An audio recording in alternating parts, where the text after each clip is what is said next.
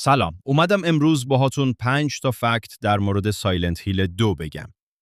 فکت اول. اگر چند دقیقه در منوی سایلنت هیل 2 صبر کنی، تصویر پس زمینه کم کم تغییر میکنه و حس ترس بیشتری بهت میده.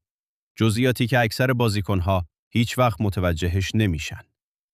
فکت دوم. بعضی راهروها و مکانها چند بار شبیه هم تکرار میشن، ولی هر بار یه جزئیات کوچیک فرق داره تا حس دیوانگی جیمز رو منتقل کنه. فکت سوم. در بعضی آینه‌های هتل تصویر جیمز دقیقاً با واقعیت یکی نیست. یه اشاره مخفی به اینکه ذهنش داره واقعیت رو تحریف میکنه. فکت چهارم.